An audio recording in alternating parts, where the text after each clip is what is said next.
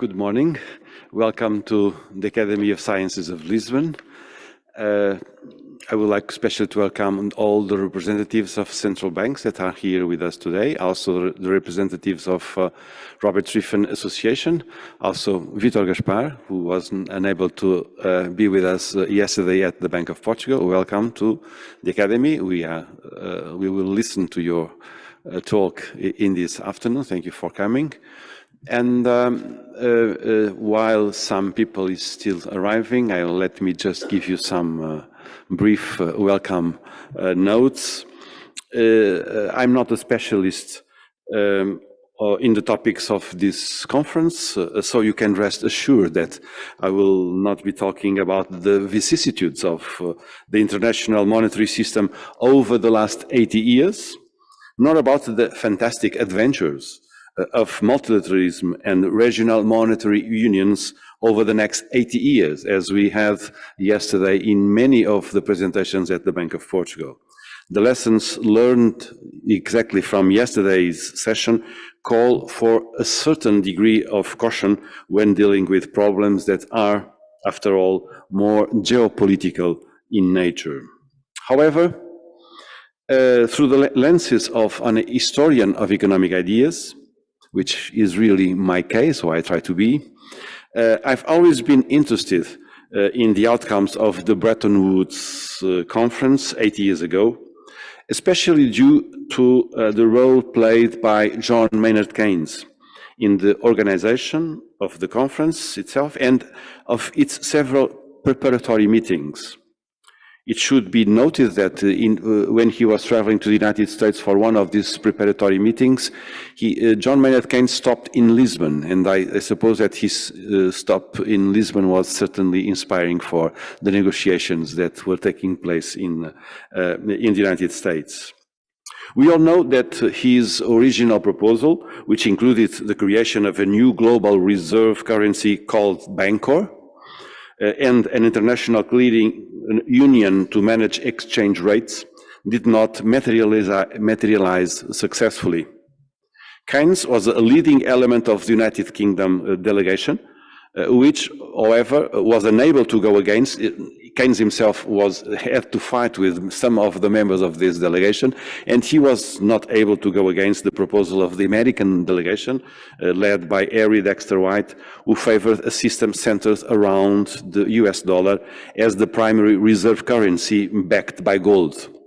And this was really, Renato Flores yesterday talked a lot about the hegemon, and this was the beginning of the hegemon with the victory of the United States delegation project. Anyway, a compromise was eventually reached, resulting in the creation of the International Monetary Fund and the World Bank, which were based on some of Keynes' ideas and projects. We all know about it. The outcome of Bretton Woods notwithstanding, it is nevertheless important to stress the innovative nature and the inspired vision of the Keynes plan, according to which creditor countries were obliged to keep their balance of payments surpluses in international currency, the infamous Bancor, and were prohibited from cancelling or converting these surpluses into Bancor when they accumulate persistently and beyond the fixed limits. Thus, the Keynes plan presents a multilateral compensation mechanism integrated into an international organization, which aims to multilateralize intergovernmental payments. It also considers an international currency disconnected from any country's money supply, and C, an adjustment process in which creditor countries also have their share of responsibility in keeping the sustainability of the entire system, so to speak. It is important to recognize that none of these provisions would be incorporated into the Bretton Woods Agreement. Neither was Keynes' proposal that the institutions that came out of it, the IMF and World Bank, should immediately play an active role in granting credit to countries that would need it. However, the way in which the international monetary and financial system was adapted to the concrete needs of economic reconstruction in the aftermath of the Second World War the Marshall Plan, namely the Marshall Plan and the European Payments Union, the constitution of the European Payments Union, ended up doing justice to some of Keynes' ideas that could not be achieved at the closing of the Bretton Woods Agreement in July 1944. The collapse of the Bretton Woods system in the early 1970s does not prove that Keynes was right, since we do not know what he would have suggested to avoid that collapse. But we always learn from his inspired, innovative, and powerful ideas, basically as regards the creation of institutions that serve as a framework to further economic and financial regulation, and above all, international cooperation needed to promote economic stability and development on a global scale. The reason why I am referring to this inspiring perspective is because it corresponds precisely to the content of the message that was conveyed in this academy by someone who we could call the founding father of modern economics in Portugal, António Manuel Pinto Barbosa. Would you please put the... Yes. He was a distinguished member of this Academy of Sciences, and he also served as governor of the Bank of Portugal, being lately committed to activities at the Bank of International Settlements in Basel. And in this paper that he gave at the Academy in 1977, he is precisely commenting on Keynes and the Bretton Woods system in the terms that I've just referred to you today. So, in a certain sense, Keynes did not win. Keynes' project did not win, but his ideas were there. So this reference to António Manuel Pinto Barbosa illustrates the long-lasting concern of this academy with the study of the Bretton Woods Conference and its aftermath. So I wish to express again my gratitude to the smooth cooperation for the organization of this conference with the Bank of Portugal and with Robert Triffin International Association. Thank you very much once again to Bernard Snoy, who is really the one who invented and was promoting the organization of this conference. Thank you very much to all of you for coming. And maybe we have during lunchtime or after lunchtime some moment in which I can tell you a bit more about this wonderful library where we are, which is the library that belongs to the convent of St. Francis, which the Academy inherited when it was located in this wonderful building, and I hope you have an opportunity to, during lunchtime, to go around and see the cloisters and the other premises of this building. Thank you very much. And now I will call for the first round table. George, in the Academy, of course, Jorge Braga de Macedo is someone who I would like to name, because he is the one who has, on behalf of the Academy, taken the responsibility of co-organizing this conference. Thank you very much, George, for what you have done. And now it's your time to come here to share the next section. So please, George, and also. Yes. And also you, yes.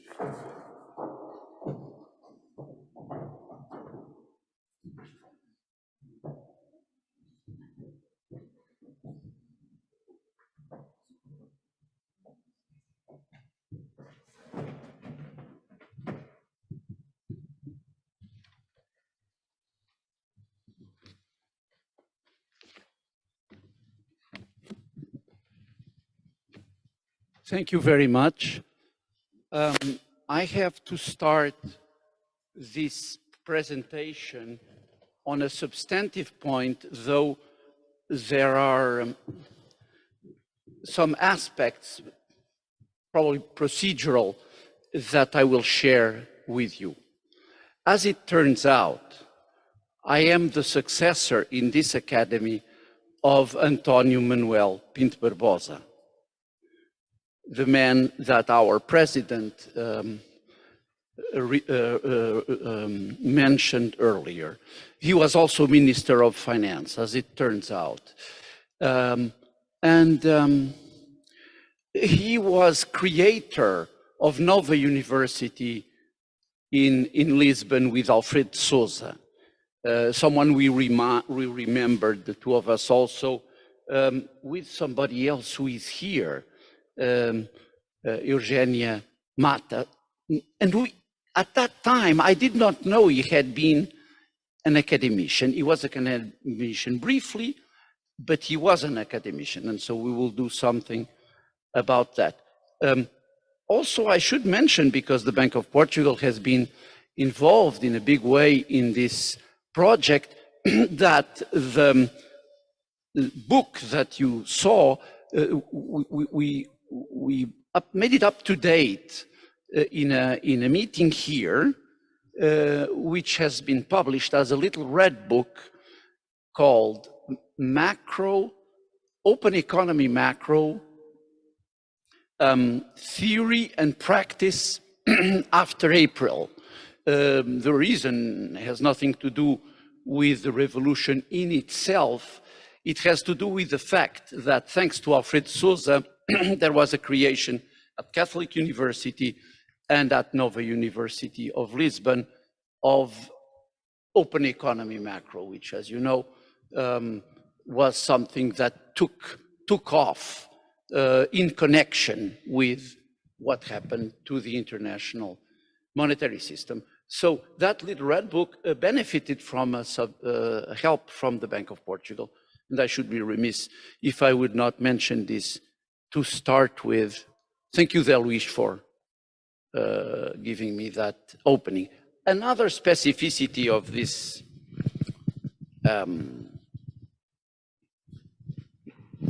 presentation of this topic, I have agreed. We unfortunately cannot count on the representative of Mozambique, as you know, but I agreed with the representative of Guinea. A strange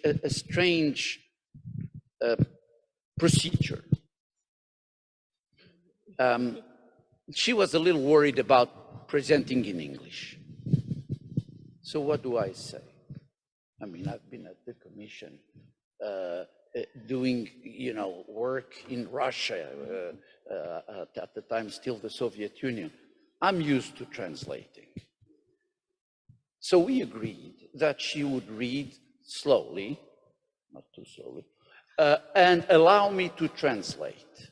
I hope you don't mind. Thank you. Okay, you have the floor.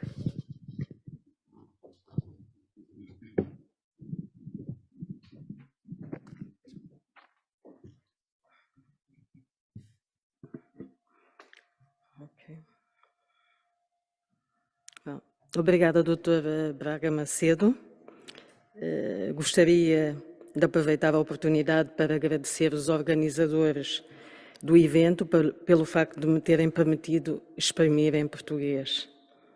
Senhor Presidente da Sessão, senhores governadores, senhoras e senhores.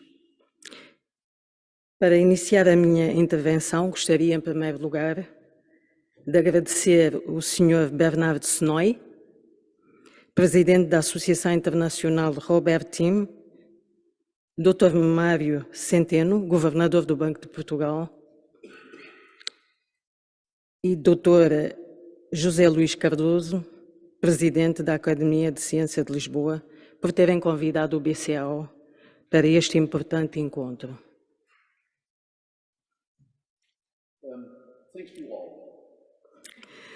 Sinto-me particularmente honrada em partilhar convosco a nossa experiência em cooperação monetária regional no âmbito da União Monetária da África Ocidental.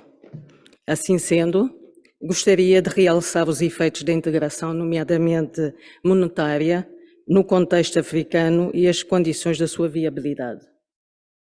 I will speak about the West African Monetary Union. Ok. Senhoras e senhores, gostaria de recordar que desde a conquista das independências, os países africanos têm dado grande ênfase à cooperação económica e monetária, assim como à integração regional, como parte fundamental da estratégia de transformação estrutural. Economic cooperation, economic and monetary cooperation are intertwined as an element to reinforce regional integration. Esta abordagem visa superar 3 obstáculos importantes que dificultam o desenvolvimento das economias africanas, nomeadamente a pequena escala das economias, a ausência de complementaridade estrutural e a dependência de importações de bens intermediários e produtos acabados.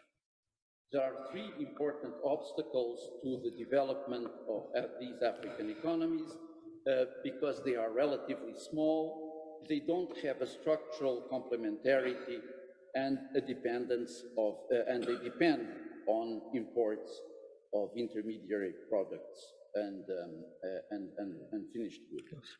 A cooperação económica e monetária oferece oportunidades para a expansão do mercado, permitindo economias de escala e a diversificação da base produtiva.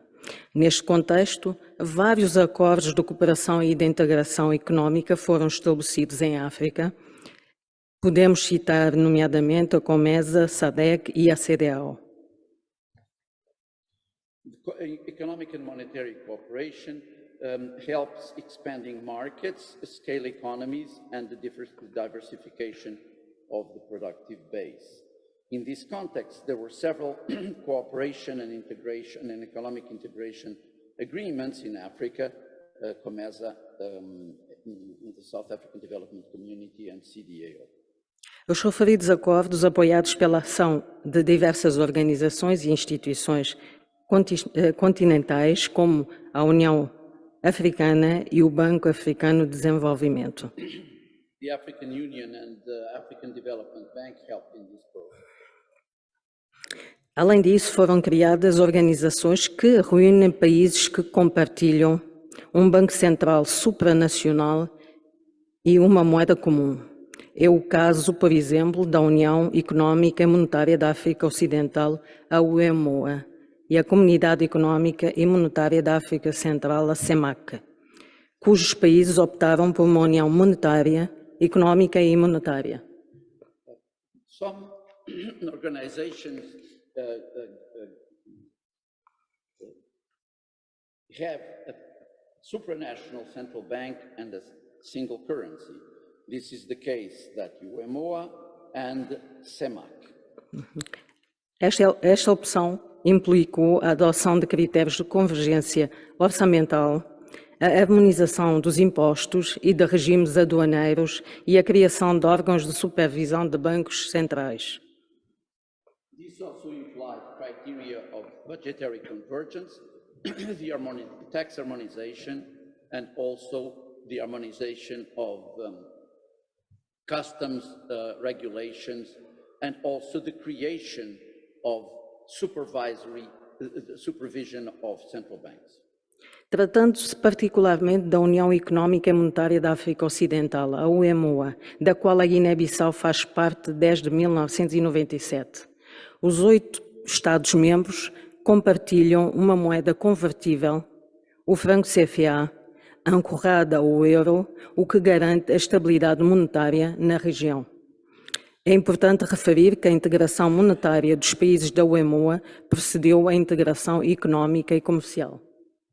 Since we are talking about UEMOA, of which Guinea-Bissau is a part, since 1997, the 8 member states share a convertible currency, the CFA franc, which is anchored to the euro. This guarantees monetary stability in the region. And it is important to stress that monetary integration of UEMOA countries preceded economic and trade integration. Com o objetivo de proporcionar à UEMOA uma dimensão económica mais abrangente, as autoridades da União criaram a UEMOA em 10 de janeiro de 1994. Neste espaço comunitário, Os regulamentos financeiros são harmonizados e alinhados com os padrões internacionais. Além disso, a UEMOA dispõe de um mercado financeiro regional e de sistemas de pagamento fiáveis e modernos. Within UEMOA, it was created in 1994, 10 January, and in this community, financial regulations are harmonized and follow international standards. Moreover, UEMOA has a regional financial market and payment systems that are reliable and up-to-date. Entre as melhorias notáveis e impulsionadas pelo Banco Central dos Estados da África Ocidental, destacam-se o estabelecimento de infraestruturas de pagamentos regionais, a adoção de um quadro regulamentar sobre sistemas de pagamentos e a implementação do projeto de interoperabilidade de serviços financeiros digitais na UEMOA. A União possui igualmente uma regulamentação única das relações financeiras externas dos Estados-membros. Essa regulamentação é baseada no princípio da centralização das reservas cambiais. Amongst the remarkable effects of action of BCAO, we stress the establishment of regional payments infrastructure, the adoption of a regulatory framework on payment systems with a specific mechanism for electronic currency, the implementation of interoperability of digital financial services in UEMOA, and the Union also has a single regulation of financial relations, of external financial relations of member states. This regulation is based on the principle of centralizing foreign exchange reserves. No caso específico da Guiné-Bissau, a adesão à UEMOA permitiu-lhe, nomeadamente, controlar a inflação, fortalecer o seu sistema financeiro, com estabelecimento bancários sólidos e promover a consolidação orçamental, graças às regras de convergência comunitária. In the specific case of Guinea-Bissau, the accession to UEMOA allowed it to control inflation, reinforce the financial system with solid banking units, and promote budgetary consolidation thanks to the rules of community convergence. A título de exemplo, a inflação anual do país caiu de 52,6% entre 1980 e 1997 para cerca de 2,6% entre 1998 e 2023. Annual inflation fell from 52.6% between 1980 and 1997 to 2.6% between 1998 and 2023. A taxa de câmbio da moeda local em depreciação contínua no passado estabilizou-se com a adoção do franco CFA. The exchange rate also stabilized since the adoption of the CFA franc. O investimento privado aumentou de 1,4% do PIB em 1997 para 7,1% em 2023. Investment rose from 1.4% of GDP in 1997 to 7.1% in 2023. O déficit orçamental global foi reduzido de 15% do PIB em 2096 para 8,2% em 2023.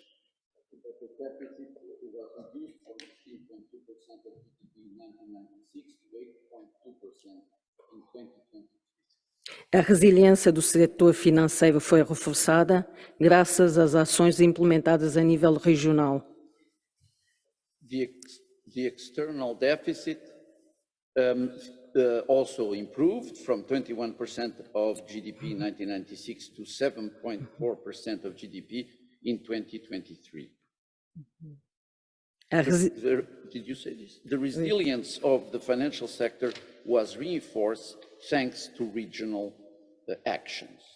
A integração monetária permitiu também a promoção da inclusão financeira e a digitalização das economias da UEMOA, graças às políticas adotadas e implementadas a nível regional. Regional policies also allowed the promotion of financial inclusion and the digitalization of economies of member states of the UMOA. Senhoras e senhores, de uma forma geral, o resultado da nossa integração pode ser considerada positiva, sustentado pela estabilidade monetária e financeira, que constitui um fator essencial para o crescimento econômico. We can say that monetary and financial stability have become an essential factor of our economic growth. Com efeito, uma melhor coordenação da política monetária comum e das políticas orçamentais nacionais permitiu à União alcançar um bom desempenho macroeconômico em termos de crescimento, inflação, déficit orçamental, dívida e déficit corrente durante o período de 2011 a 2019. Better coordination of common monetary policy and budgetary policies at the national level allowed the Union to reach a good performance in macroeconomic terms, both the rate of growth, inflation, budgetary deficit, debt, and foreign deficit. No During entanto, the period to 2011 to 2019. No entanto, os sucessivos choques, nomeadamente o Covid-19, o conflito russo-ucraniano, afetou significativamente a dinâmica do cumprimento dos critérios de convergência dos Estados-membros da União durante o período 2020-2023. However, successive shocks, namely COVID-19, the Russian-Ukrainian conflict, hurt the dynamics of the convergence criteria by member states from 2020 to 2023. Senhoras e senhores, qualquer que sejam os resultados obtidos no processo de integração, o reforço da cooperação económica e monetária continua a ser essencial para estimular o comércio intra-africano, fortalecer a resiliência económica e garantir a estabilidade monetária. The reinforcement of monetary and economic cooperation remains essential to stimulate intra-African trade, promote economic resilience and guarantee monetary stability. As perspectivas apontam nessa direção, com ambições firmes de criar uma moeda única dentro da CEDEAO.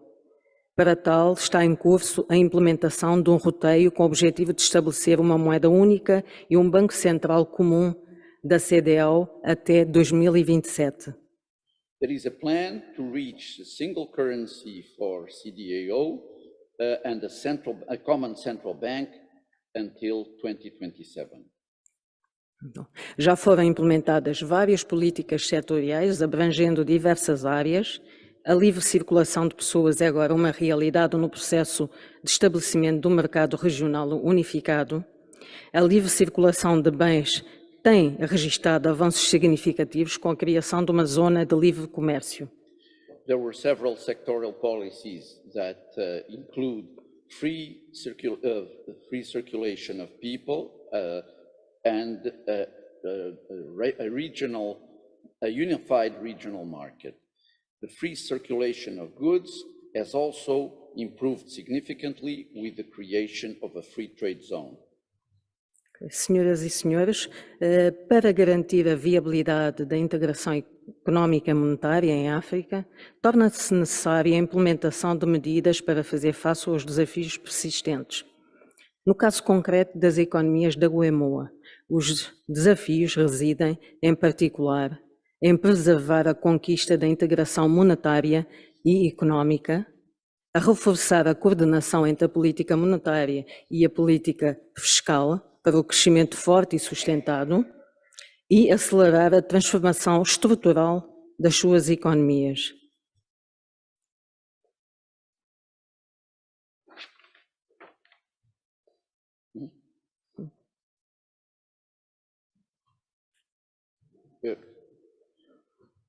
In the specific case of UMOA, the remaining challenges are to preserve the benefits of monetary and economic integration, reinforce the coordination between monetary and fiscal policy for a strong and sustained growth, and accelerate the structural transformation of the economy, taking into account the challenges of climate change.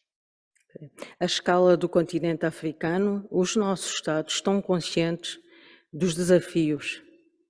A nível monetário, em particular, a cooperação entre os bancos centrais está cada vez mais reforçada com vista à harmonização de práticas e uma melhor gestão de riscos transfronteiriços.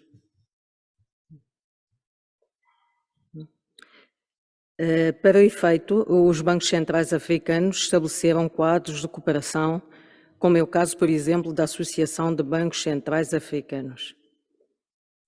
O objetivo de APCA centra-se no desenvolvimento da cooperação nos domínios monetários, bancários e financeiros e na promoção, após um processo de convergência, da criação de uma moeda única e de um banco central comum em África.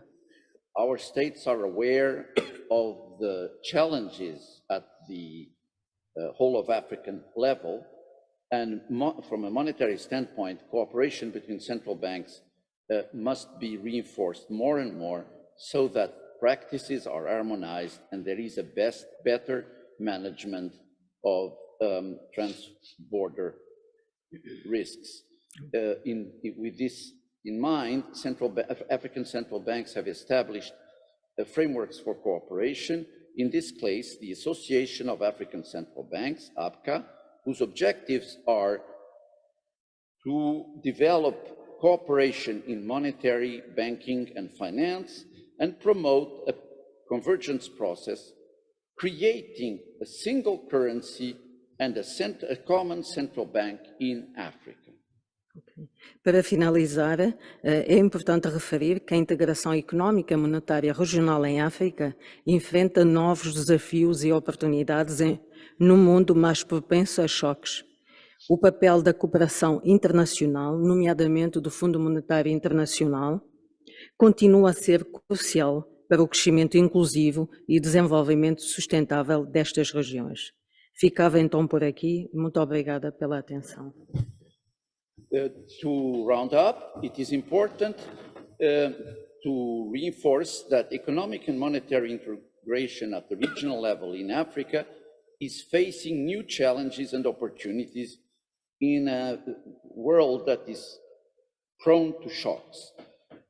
The role of international cooperation and of the international monetary system remains crucial for the inclusive growth and sustainable development of these regions. And I will stop here. Okay, thank you.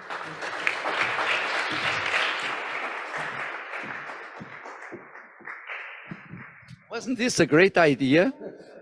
Huh?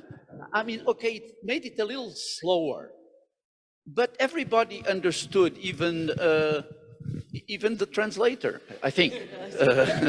But in any case, I apologize if there were some errors in translation. They were not voluntary.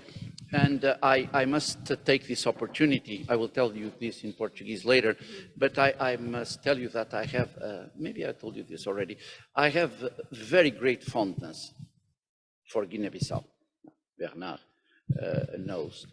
I was there for the central bank. I worked for the central bank in the distant year of 1984. And I broke my foot. And this is considered in Guinea as a good luck, because of course I'm still here and I walk. I may not be able to translate, but I walk. So Guinea is in my heart.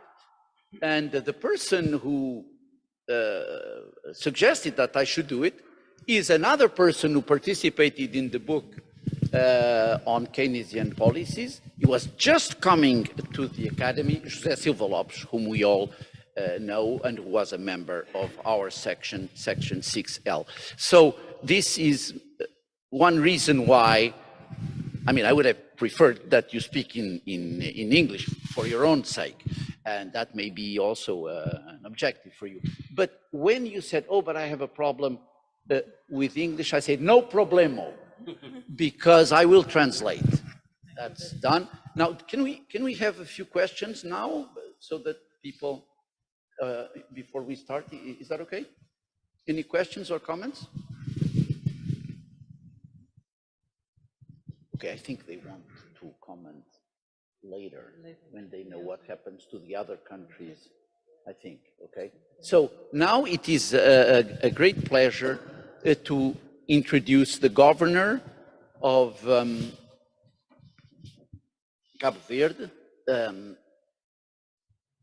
Cabo Verde is another country where I did a lot of work as when I was running Center for Social Economics, and it is the case that already in the US, the sizable community from Cape Verde has also been a source of inspiration. So we have the governor of the central bank, Dr. Évora, and I ask you to take the floor, and we will stop this translation business. Thank you.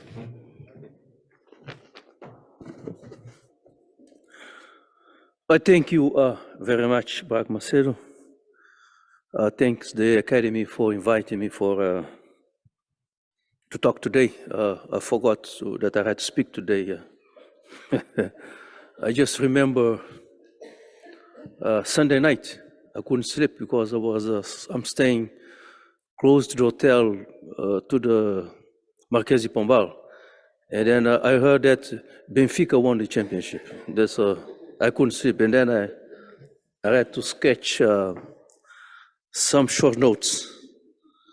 The title for the talk today is State of Regional Economic and Monetary Cooperation, Lessons and Issue for the Future. That's very interesting because the goal of ECOWAS, as Zenaida just told us, is clearly monetary union. It's go beyond simple economic cooperation. And that's maybe a question for the audience. Why the African leaders, especially ECOWAS, they think the monetary union and a single currency is the goal. Notwithstanding, then we talk about agreement, cooperation. This is something that's not too broad.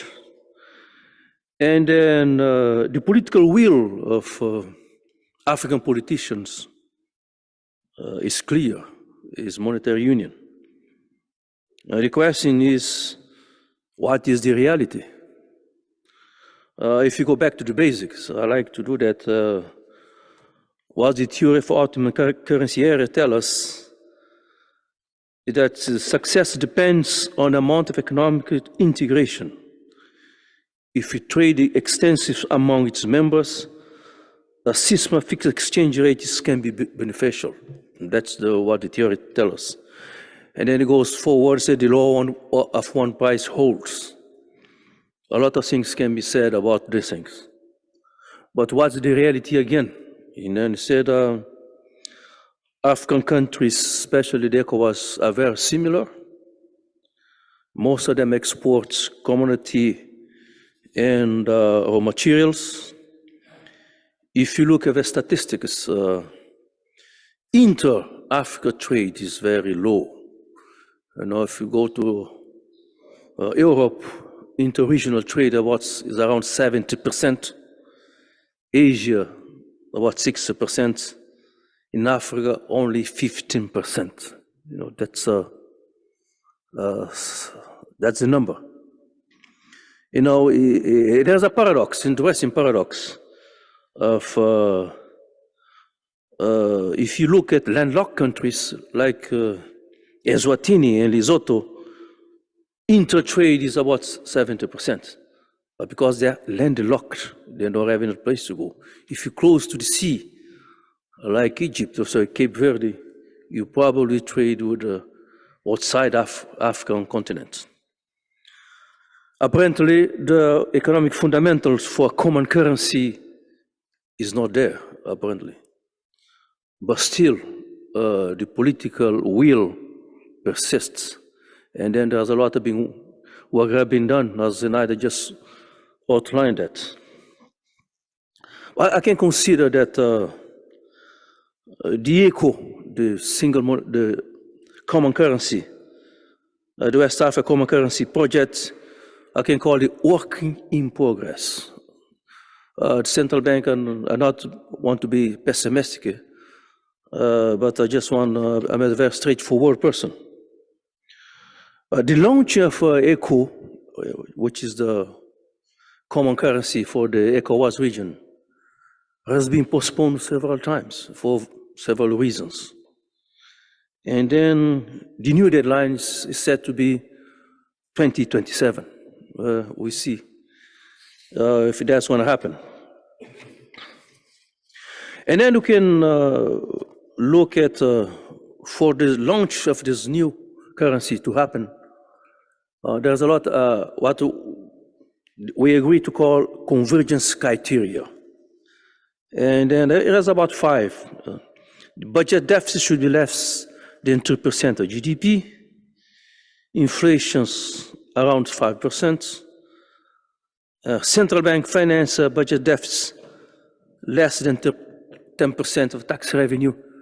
That's something that should discuss why this is in the criteria. Central bank, you know, in my country, I read last month we are in the government of Cape Verde held a conference in South Island on transparency and liberty and democracy. And then I was moderating a panel and I said, well, one of those things that's more transparent for public debt is a strong central bank. So in Cape Verde, the Minister of Finance cannot call the governor of central bank requesting box of notes. You can't do that. The law forbids that.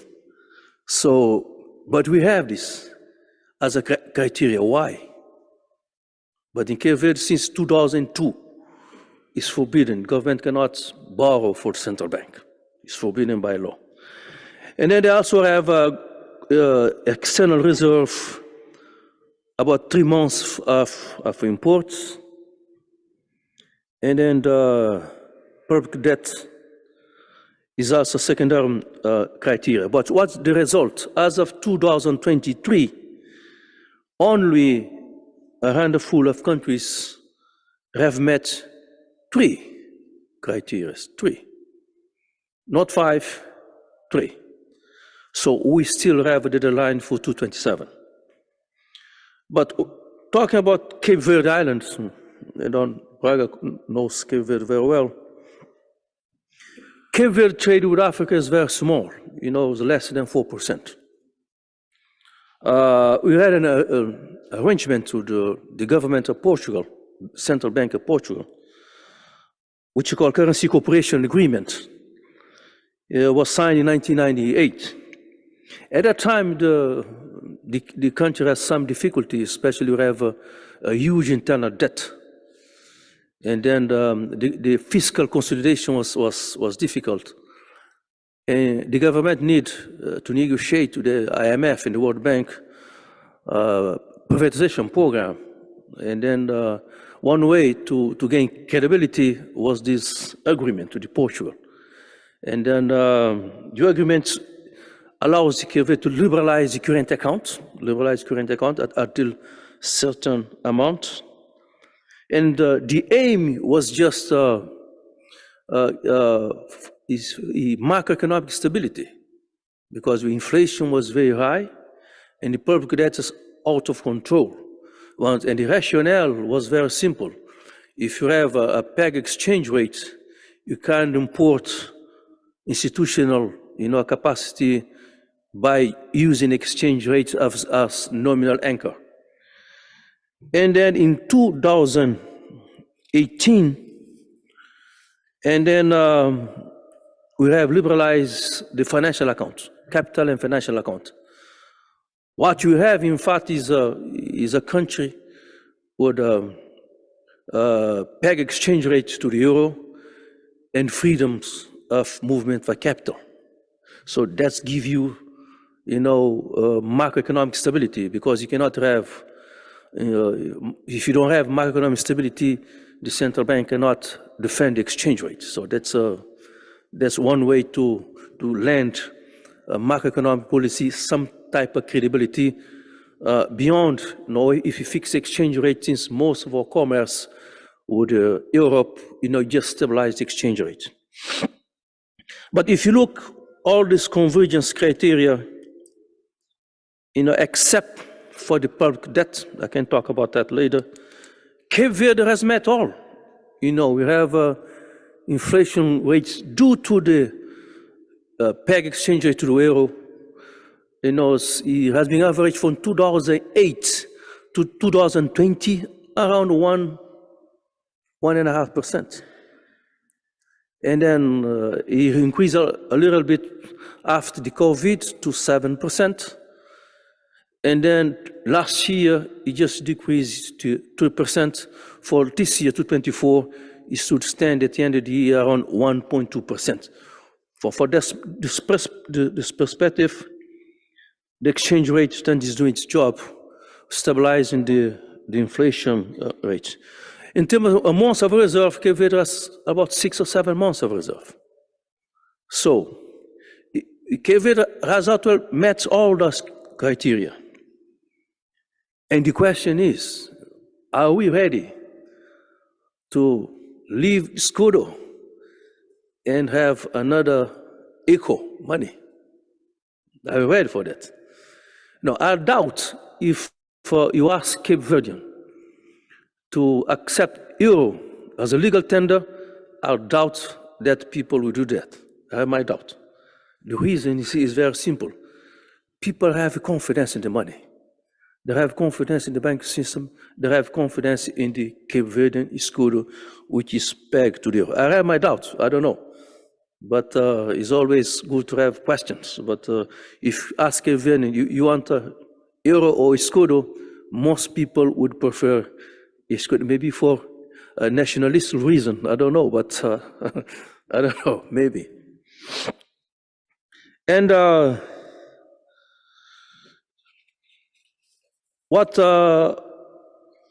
me see, and the other questions is, does the ECOWAS country need a common currency? The central bank that is being created, can the central bank function of lender of last resort, as we saw yesterday? Can it function like that? Because otherwise, if you have liquidity problem, since most of those countries, they are very similar. I don't know how you're going to coordinate monetary policy for each economic central bank if this shock is idiosyncratic. So moving ahead, I would say what are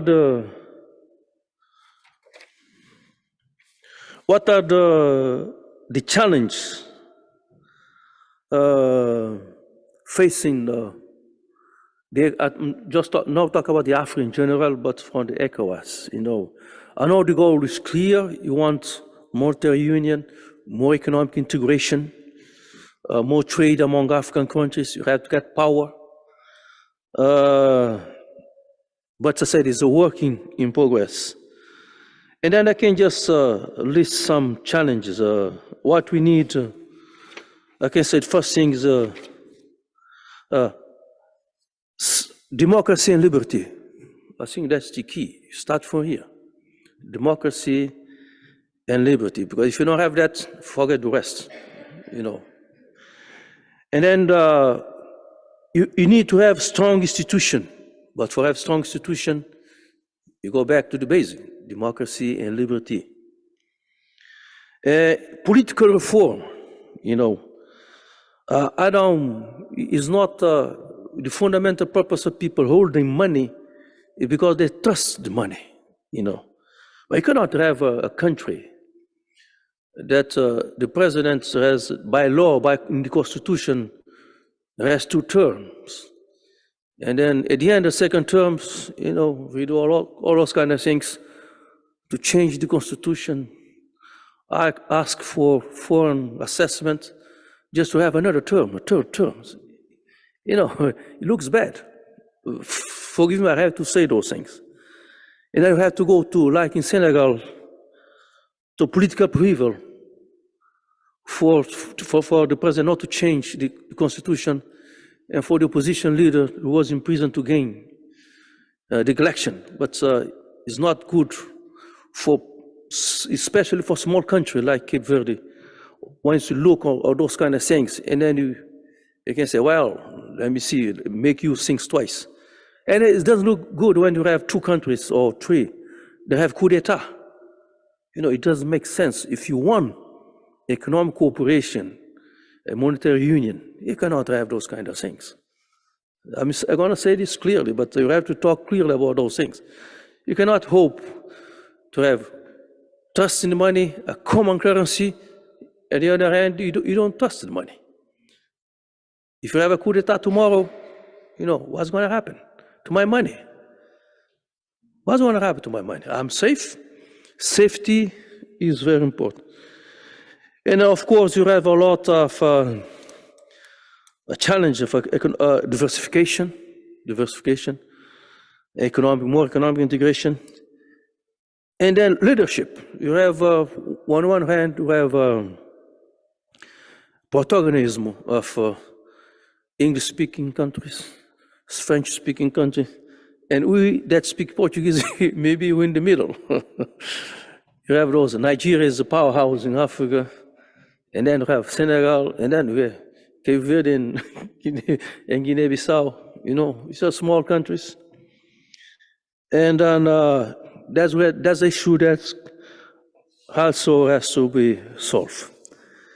And finally, I think the goal is clear. We just have to hope that you can do better, and we must do better to succeed. Thank you very much.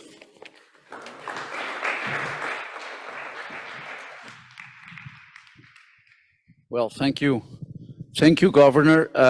It will allow, what you said will allow me to give another example of the fact that Cape Verde is indeed seen as a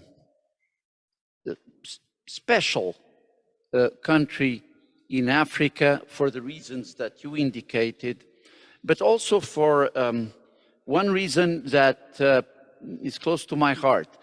I've been associated since time immemorial to the National Bureau of Economic Research, and Africa did not enter in the National Bureau of Economic Research. Let the World Bank talk about this, or USAID. What do we have to do with that?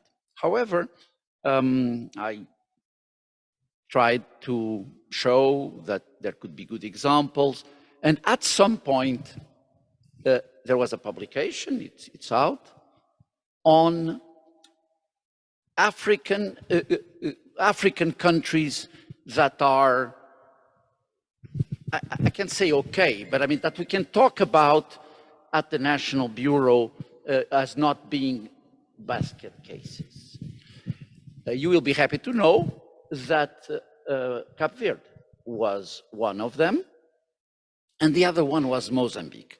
At the beginning, I did not mention the fact that we don't have our representative from Mozambique. Unfortunately, she could not come, but the other case was Mozambique. These were cases where governance issues were being tackled. I mean, they were far from being fully developed, but governance issues had been tackled. It was presented at the NBR with some with some success. So we are very happy that this continues with the dangers that you mentioned, but the fact of the matter is that they seem to have a shield, and it's not necessarily the escudo, the name of the former currency in Portugal since the Republic, but because before it was the real, as we know.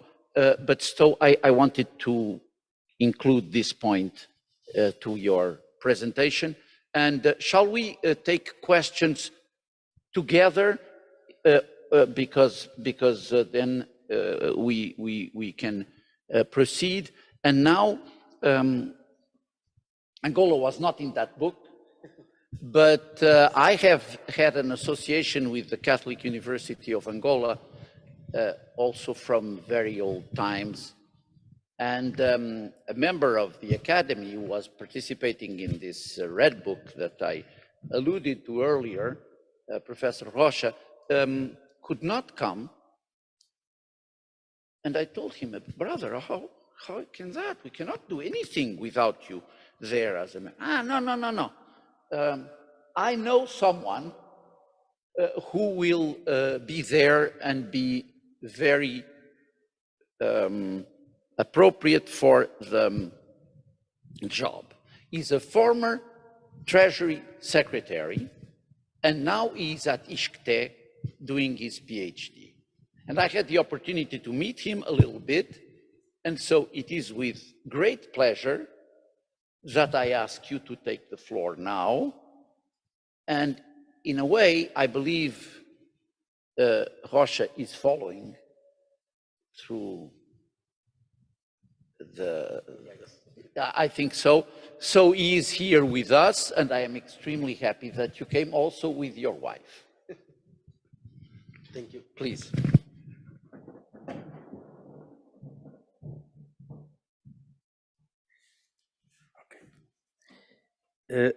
Thank you, Professor Jorge Braga de Macedo and the organization.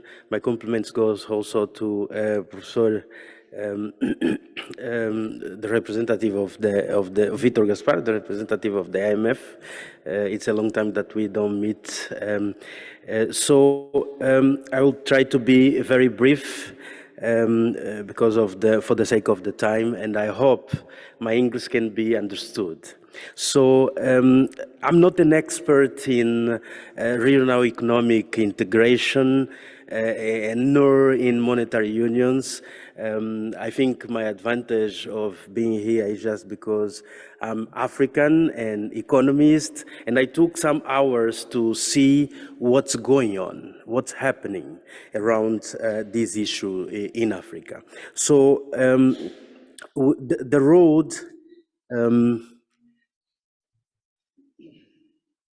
where? The road, I'm just looking for the pointer. The road of the integration in Africa started in, okay.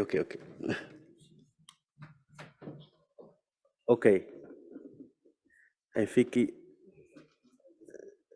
it's working. Okay, good. So I will do a brief presentation about regional integration in Africa. The first subject, integration scores in Africa. I look to a publication that is being done by an organization of the African Development Bank, UNECA, and also the African Union. And then I will ask why Angola is behind because of the results that I see in this course.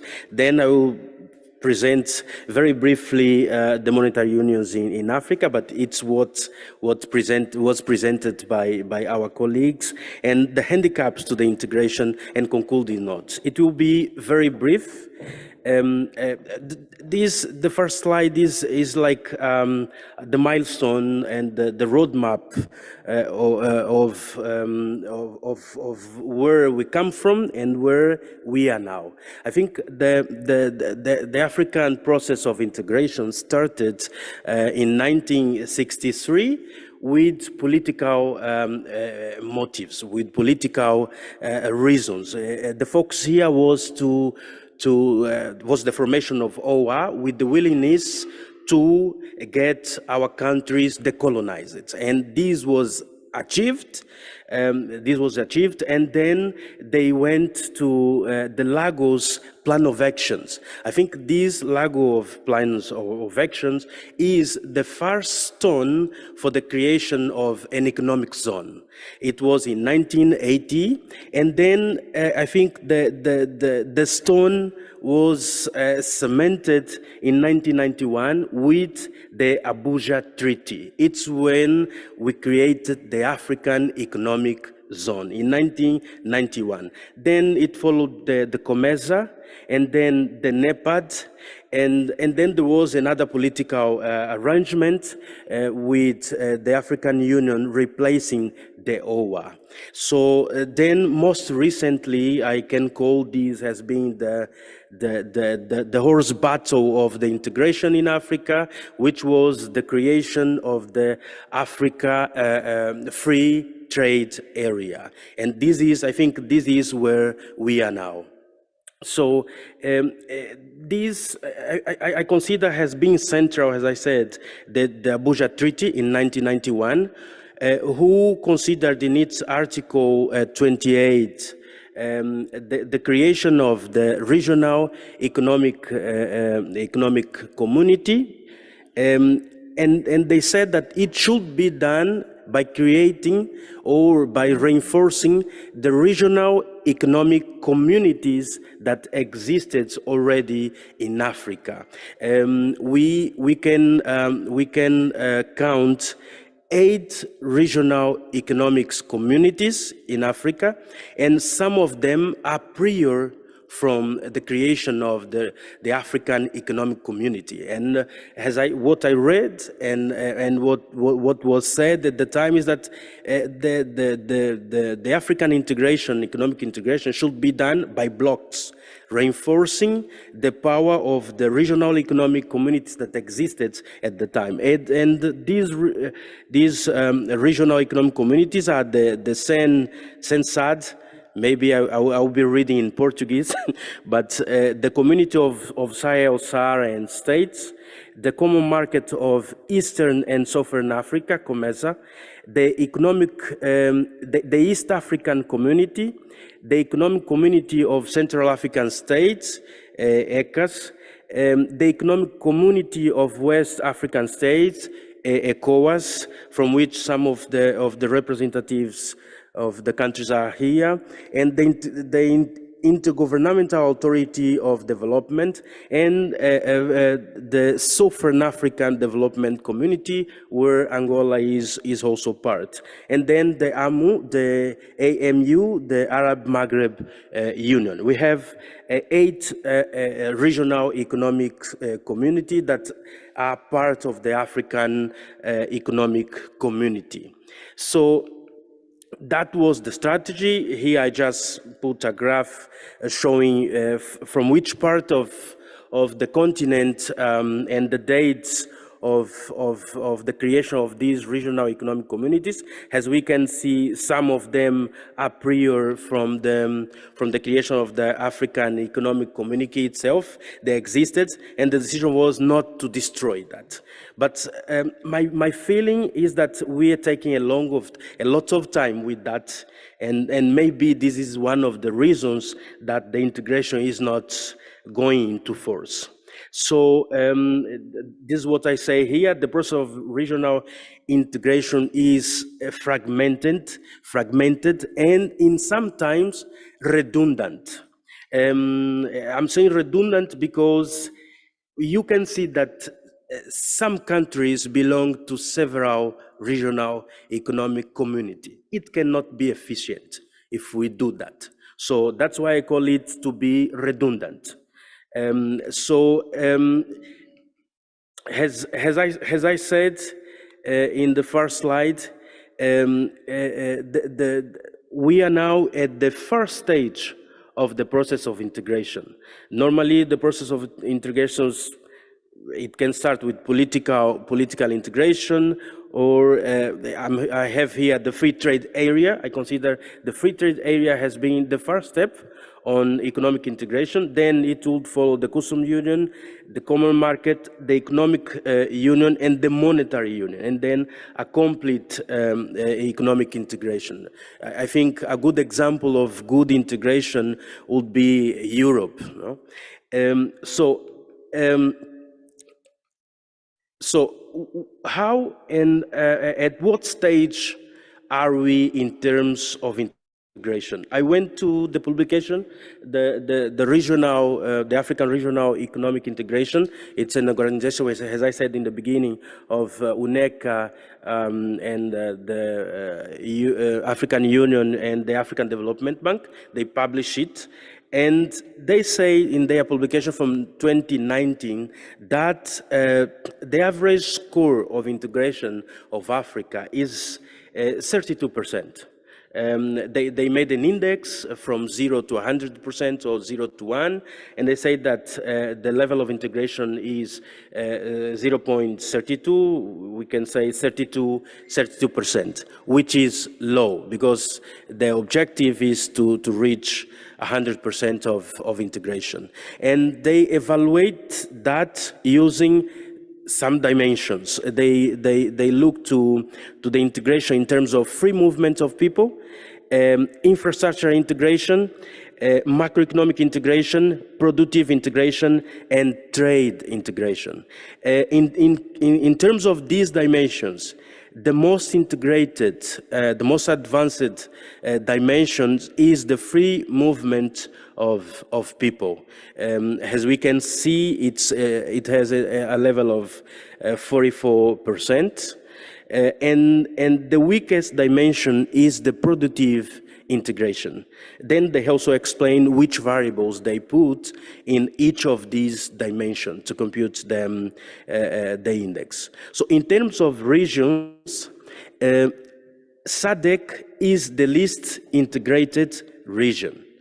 And the East African Economic Community is the most integrated region according to their publication. But as we can see, most of them are below 50%. So in general, the continent is far from what is needed.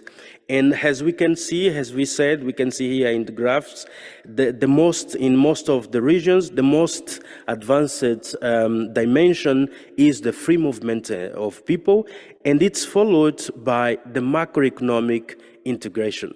I think what is one of the pillars, the macroeconomic integration is one of the pillars for the economic integration itself. And it's a good news that there are good steps going on in this area. So in terms of countries, I think what the publication says is that the most advanced, the best performer in the continent is South Africa in terms of convergence, and Angola, I refer here Angola because it's my country, so Angola is among the least performer countries.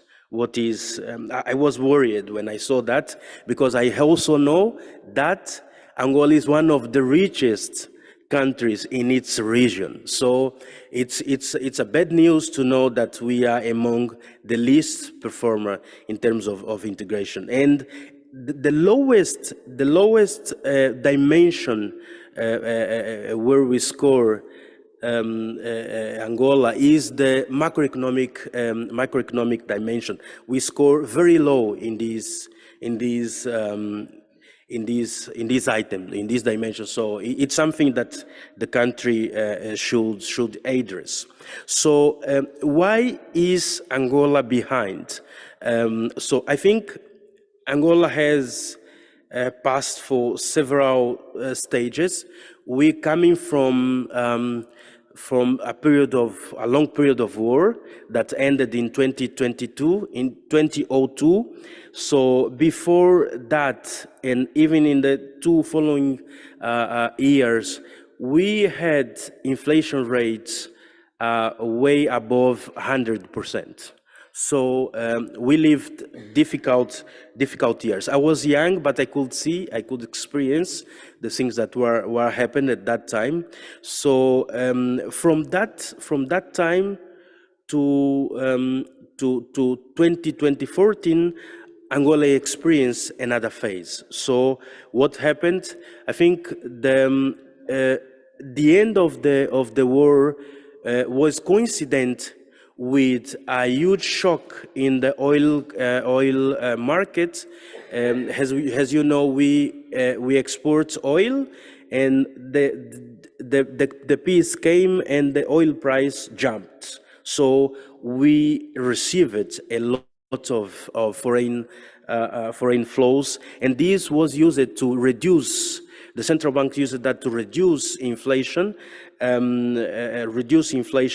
and also we experienced growth, high levels of growth rates. So at that time, from 2002 to 2014, I think among the SADC we could perform and try to go around the convergence criteria. We can see that Angola in that time had reduced drastically inflation. In 2014, we had inflation of 7%.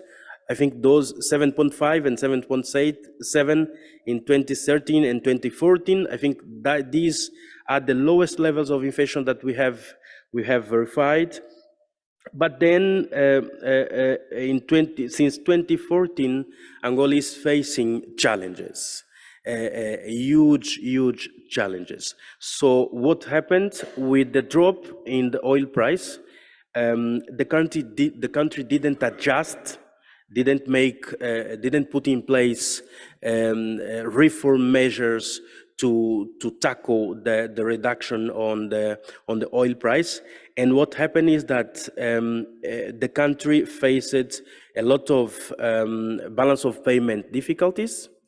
Due to the fact that we had also a huge level of fiscal deficit. So as the country depends a lot on oil sector for revenues, most of the revenues that goes to the country goes directly to the government, and the government use it for budget expenditures. What happened is that with the drop in the oil price, the government was unable to adjust quickly and reduce the deficit. So this gave us deficits in the balance of payment, and also helped to increase the stock of debt. The stock of debt of Angola rose from around 35% in 2014 to levels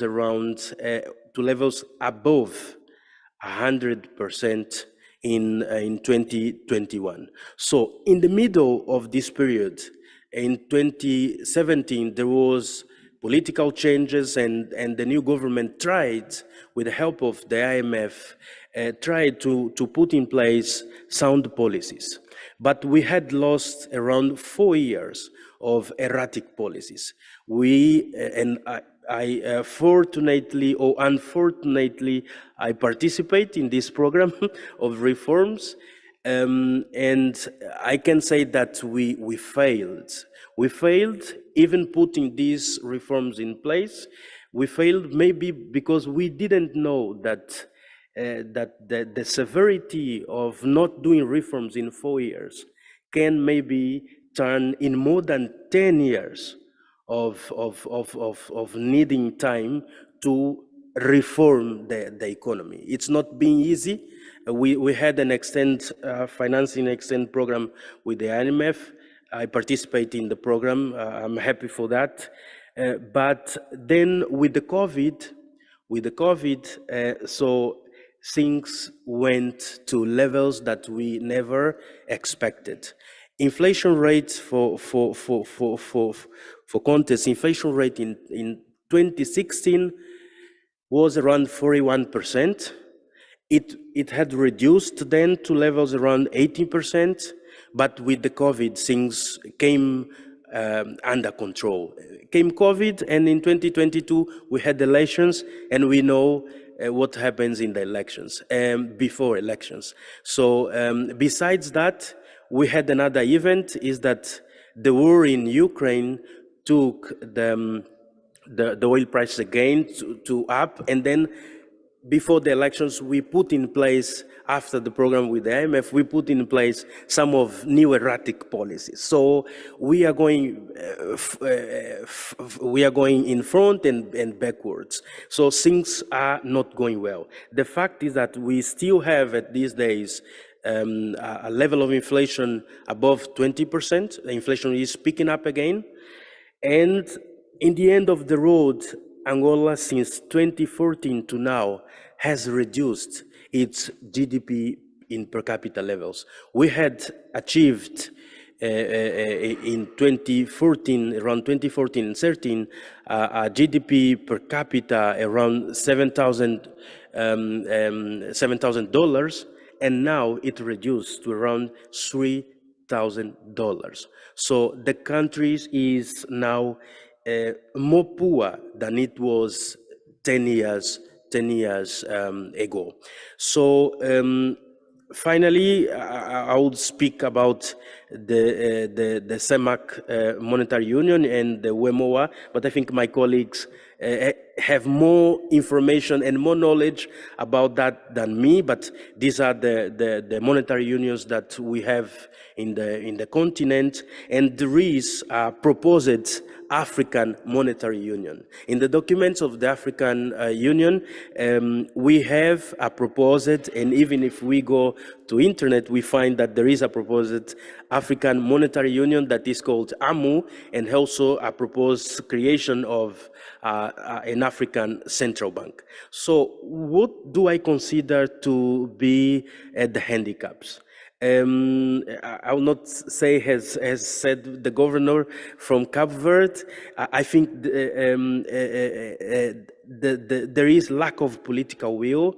It's my feeling, but I can say that I don't have government responsibilities in a place. So, and there is political instability, lack of domestic support for the integration, low level of competitiveness in the private sector, poor regional infrastructures to connect the continent, and the high level of disparities among African countries in macroeconomic terms. So I'm saying here that the economic integration design till now seems not to be the way to go because of the defragmentation, because of the fragmentation. No? So what we should do, one of the concluding notes that I give is that we should defragment the process of integration in Africa. And I think that what was done with the creation of the African Free Trade Area is the way to go. Because if we stay in our regional economic communities, we will never step that.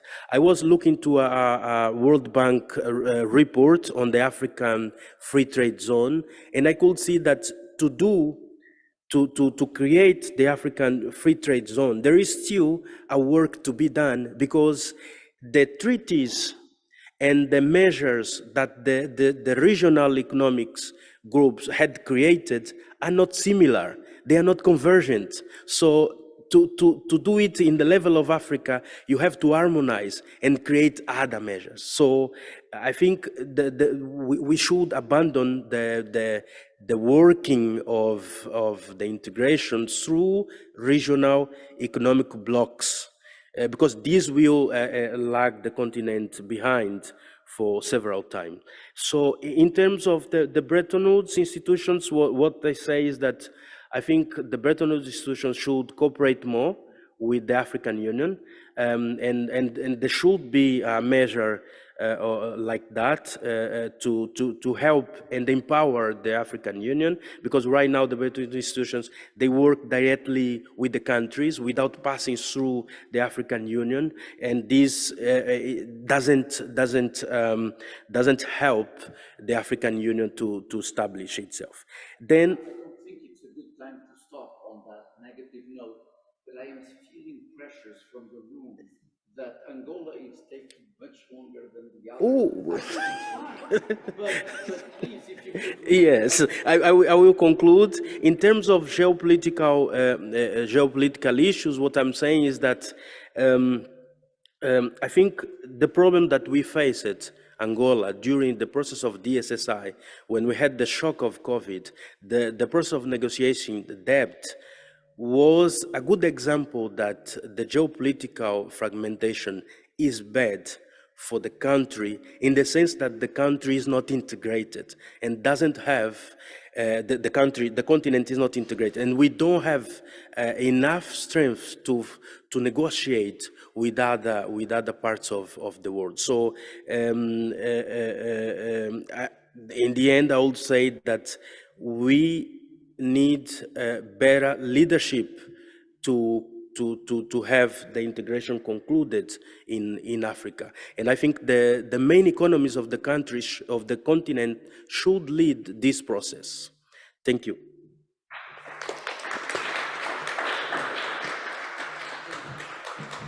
Thank you very much. I agreed with the following speaker on a deal.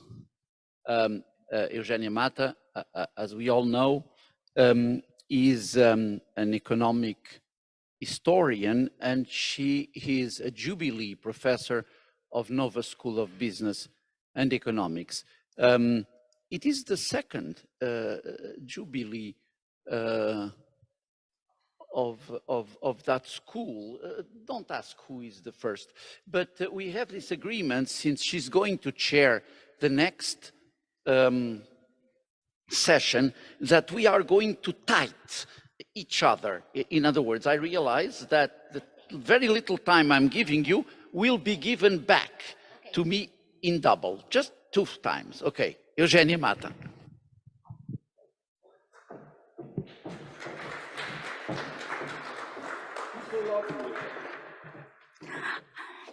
Well, let me thank the Robert Triffin Institute, the Bank of Portugal, the Academy of Science, and let me say I'm so happy to have the representative of the IMF with us, Vitor Gaspar, who I didn't see for so long. Well, it's my pleasure to bring here one case study. It is the regional case study for the Escudo, monetary zone, which is the colonial system used by Portugal.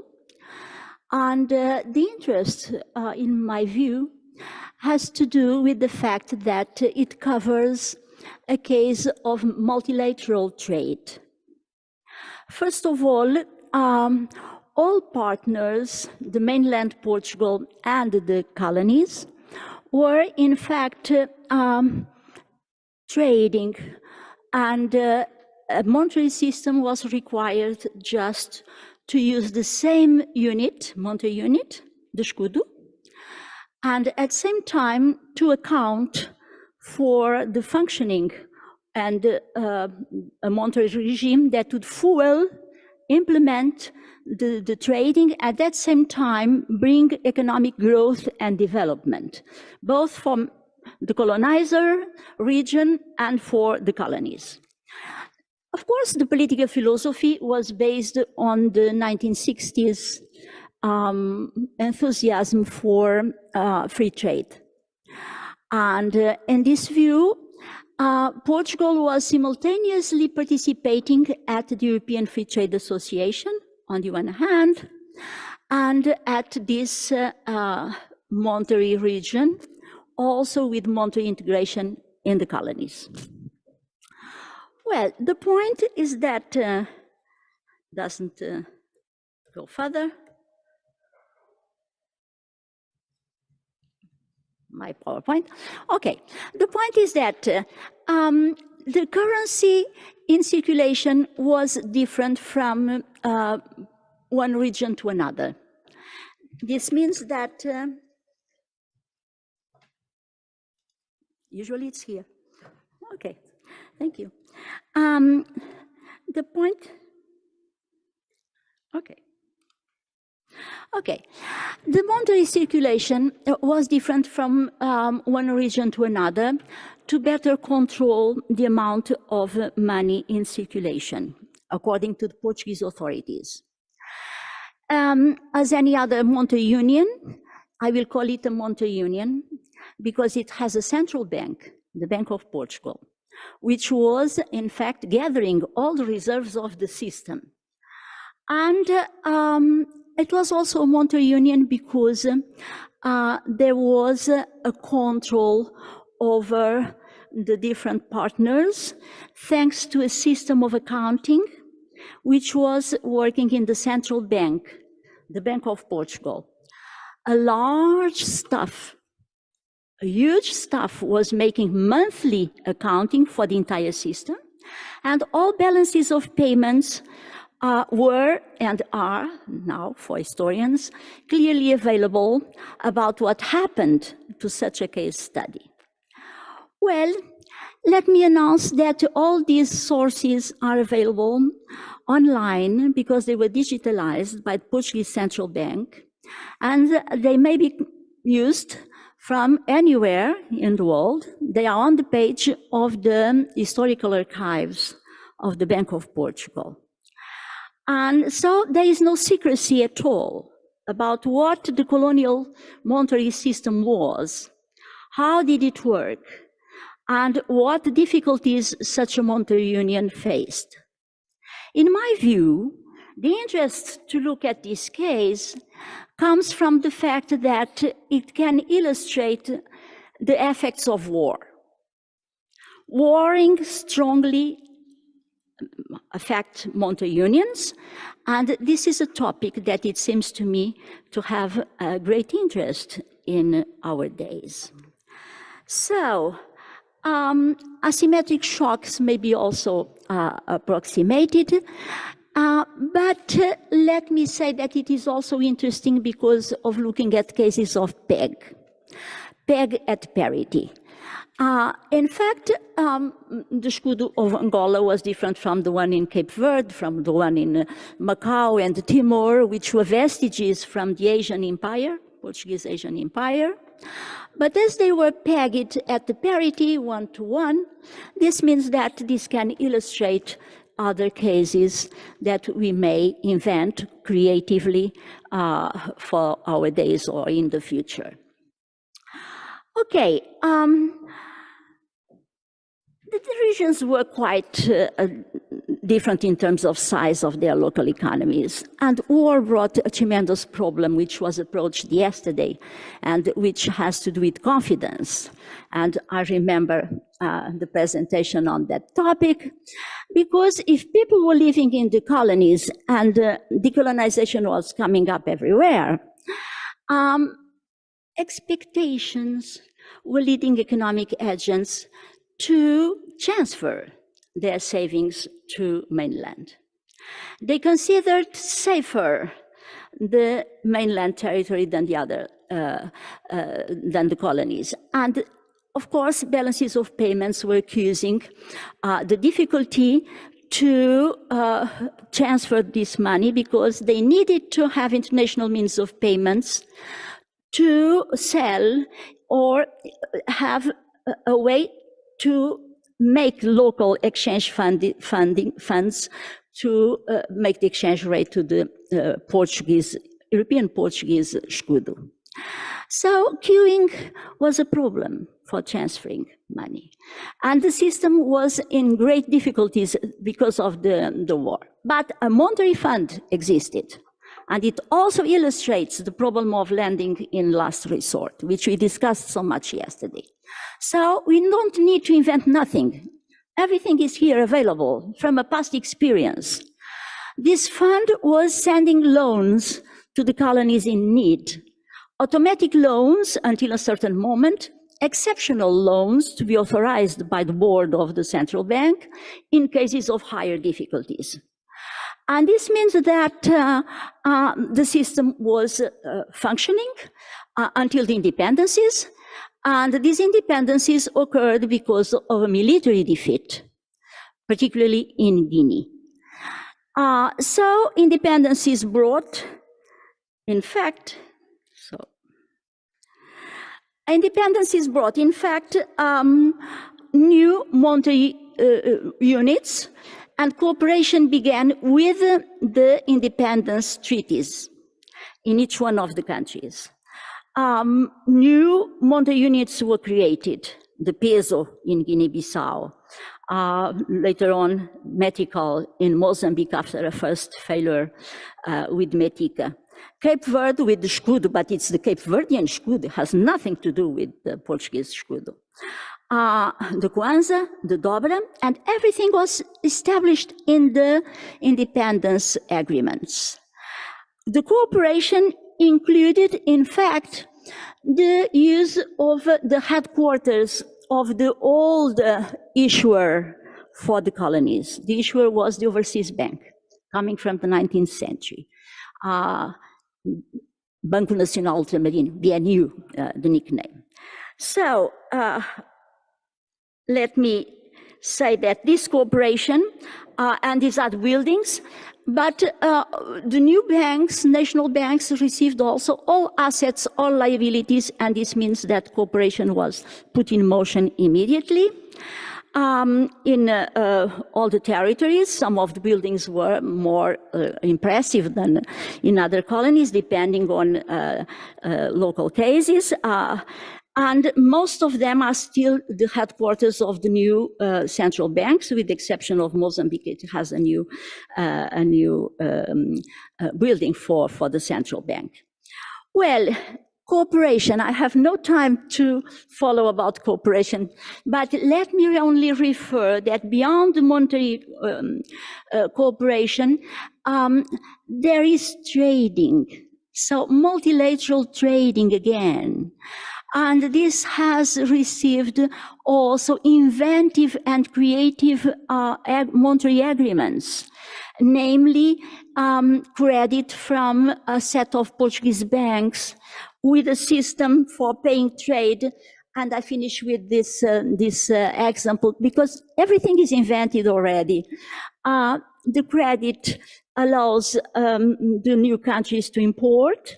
The communication about the value is given to the local central banks. The central banks give notice to the banks who are one of the consortium who are behind this concession. They pay locally in the local currency, the exchange rate is applied, and everything works properly. The same scheme was adopted for all the new countries. And the interest rate used, I was wondering why an interest rate and how was it determined? It's Euro, the Euribor with a spread of 1.5. And I asked why. Well, I discovered it is the OECD interest rate which is adopted for international lending in general. So it is the usual proceeding that was at work. And in this way, trading is going on, and cooperation also is following up, and monetary arrangements are absolutely necessary if we want to have international relationships, trade, and friendly environmental and global equilibria in this world we are living in. I stop here. Thank you.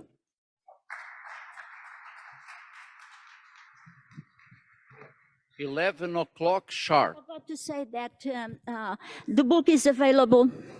The book is available online. And about the monetary system in colonial times and post-colonial times, and all the sources about the monetary fund are available online, so that any researcher can use them for any purpose from anywhere. So, thanks to Bank of Portugal. I thank the Bank of Portugal. Thank you. I have heard numerous voices saying that the time is up. It's 11. The next session is at 11:15, and I think there's some break. Can we still take questions, or will I be punished if I accept them? No. So we can. Any questions to the authors who spoke on this. You want to come back here?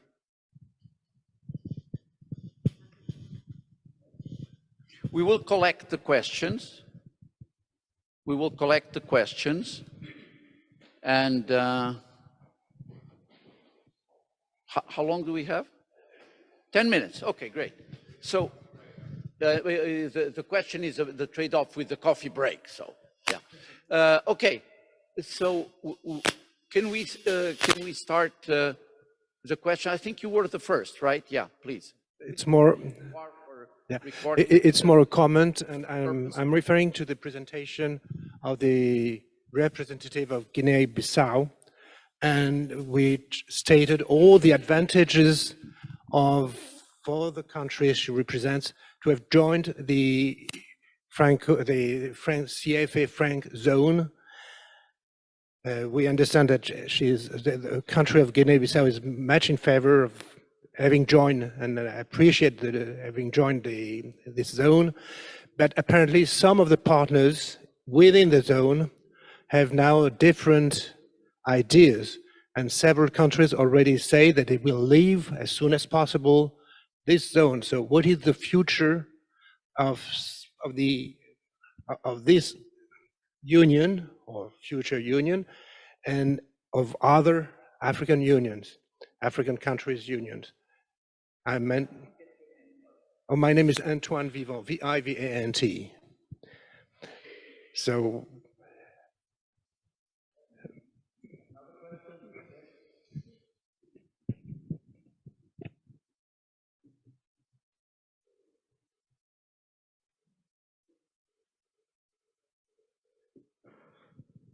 thank you.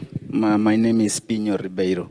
So my question goes to Governor Oscar, and maybe the panel also. We seem to be in a full circle in Africa regarding integration, because integration cannot take place without interdependence among African countries.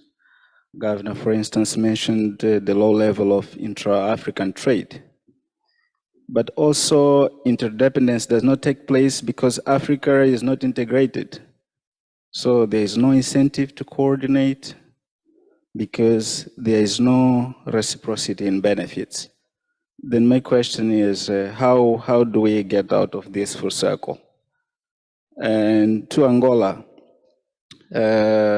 you mentioned that there is no political will for coordination. Well, I suspect that political actors also respond to incentives, just like all the other economic agents. So my question is, then how do we fast track this political will? What type of incentives should be put in place for them to also coordinate? Thank you. Thank you. Other questions? There is a question to you from. So she will ask you. Why don't you ask in Portuguese after all?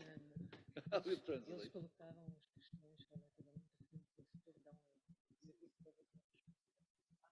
Okay. Okay. So you know, it has to do with the future of the union.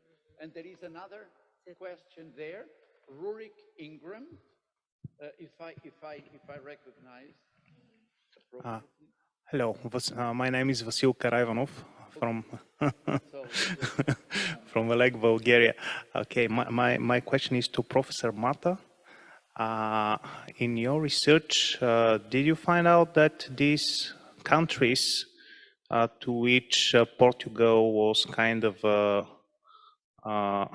external base for their assets when they try to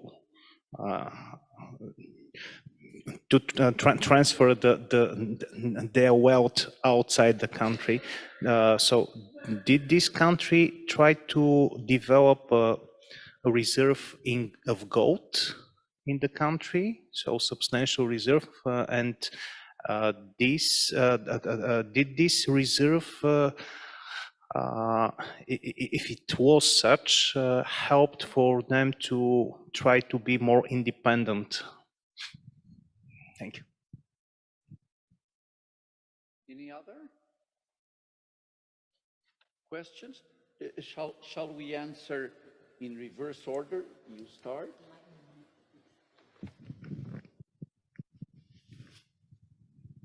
Thank you. Well, the point is that the transfer of currencies requires that you have enough international means of payments in that currency or gold or any other currency that may be convertible and used for this purpose. Mozambique had lots of gold in entering the system because of emigration to South Africa. But the reserves were transferred to the Portuguese Central Bank. No other territories had gold, and the amount of reserves was tiny everywhere. But everything is in the sources. So what happened is that as far as the system of trading colonial trading was going on, and public investment was happening in the colonies for road construction, namely for the war, because military purposes require road construction. All of this brought, in fact, investment, which was positive on the one hand, but at the same time, if they're importing equipment for this purpose, they needed to pay for the mainland. And after all, people living there wanted to transfer their savings for any purpose. Children studying in the universities was, how may I say, a motive. And at the end of coffee crops, everybody wanted to put money in the mainland. So it was impossible to keep the parity, the one-to-one. This means that parallel markets entered at work. And in practice, different exchange rates were happening in illegal market, because the legal market was the legal tender, one-to-one. And this means that queuing was a lot, you see, to transfer. While at the same time, all territories were exhausting their reserves. Colleagues from the University Edward Mondlane were participating, as well as colleagues from Cape Verde, as well as colleagues from the Central Bank of São Tomé, also sent cooperation. And we could see in the sources that the gold was sold if the local exchange fund was providing authorization. And it was sold in the international market at the international price. So there is no complaint. The problem is that the system was provoking all these aspects. And confidence was, of course, the key point, because everybody was waiting for what would happen in the future, as far as all other territories around the Portuguese colonies were getting independence. And this means that the accusation from Samora Machel saying, for example, that the Portuguese were taking the blood of the Mozambicans in the political arguments, well, it's explained by financial mechanisms which were at work. And because of warring, war has a tremendous effect on monetary unions, and not only the difference of economic development levels among the partners, but also military spending. Partly was funded by the local colonies, partly was funded by mainland. And of course, equipment rested there. The case of Kawarabasa, look, and the pardon, which was, after all, conceded for Kawarabasa.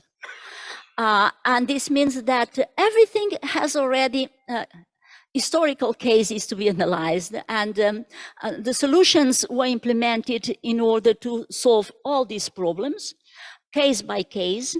And if the amount of indebtedness is going on, we have nowadays other solutions, particularly this environmental fund, for example, to Cape Verde, because I did not refer the agreements, monetary agreements. The Guinea agreement of 1990 failed. And our representative already explained all the evolution of Guinea-Bissau. But the two other agreements of Cape Verde and St. Thomas have been successful until now. And if there are some problems to solve, there are creative ways of credit lines or this Monterey Environmental Fund or whatever to solve. I don't know if the problem of the transfers is now clear. Is it? Thank you.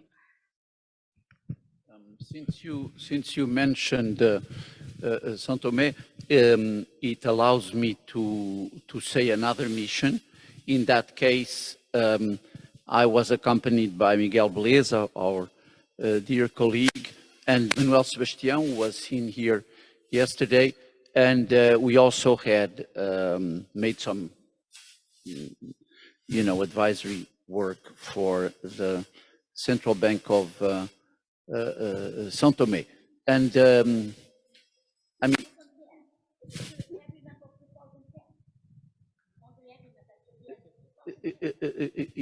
yes, well, we did this in the 1990s. So it was, perhaps it was the cause. I don't know. I think we are running out of time, but I still would like to hear some reaction from Angola. Because as you know, you have to talk to Angola until people say stop. Thank you. I actually I'm cold. I took some medicines, but I think the effect is disappearing. It means it's coffee break time. So regarding the question that the colleague made about the benefits, I've been thinking about that, and I think this is one of the main challenges. The countries will only be willing to actually integrate the region, mainly the least developed ones, the least developed ones in brackets, or the most vulnerable country will only be willing to enter if there is any benefits. So the African Union needs to have funding. I think it happens even in Europe. We need to have something to give to the countries to enter in the organization, because if you don't have benefits if you don't have something to give to the economies, they will not oblige what you do. I worked as an expert peer review in some years ago in 2018 for the SADC as representative of Angola, and we went to Mozambique to evaluate the convergence criteria. At that time, we saw that we were, and I participate in those committees from SADC, and I saw that we are just doing that. The countries don't converge and nothing happens. So the integration will not happen. And the expert, as I was working for my country, and I just went, we gathered some people, me and my colleagues, and said, we are the expert team. No. So we need to take it more seriously. Otherwise, the integration will not help. And I think will not happen. And I think for the integration to happen, the African Union should have a very robust mechanism of funding, so that the economic disparities can be removed towards the convergence criteria. So regarding the other question that was done about the franc and the issue about some countries trying to go out from the union, I think it's mostly for political reasons, and maybe due to the basis of the foundation of the union. No, I think it's something that was explained, that we split already in the beginning with Portugal. But the franc didn't do. They are trying to do now. So I think this is mostly the issue. But as our colleague said, they are trying to establish another currency that is ECO, that should integrate more countries that are now.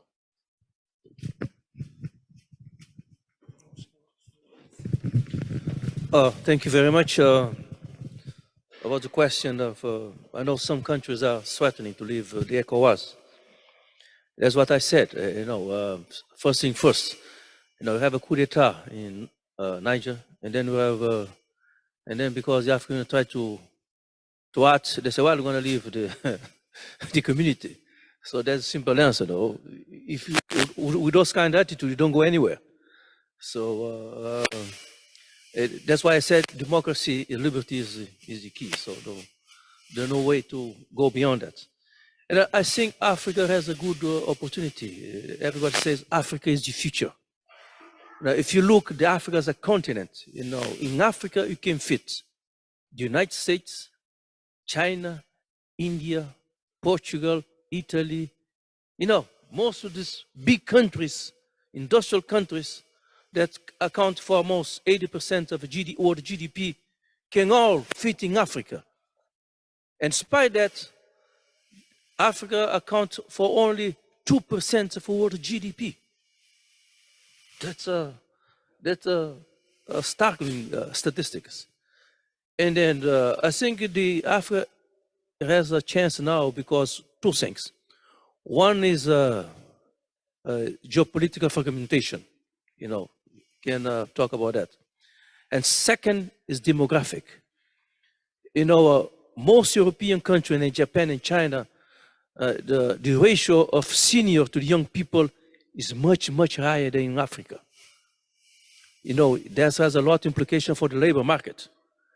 And there's a lot of studies that said that by 2015, Africa should have 800 million young people. So you mean that the chance is there, but for us to take advantage of this, we need strong leadership. That's very important.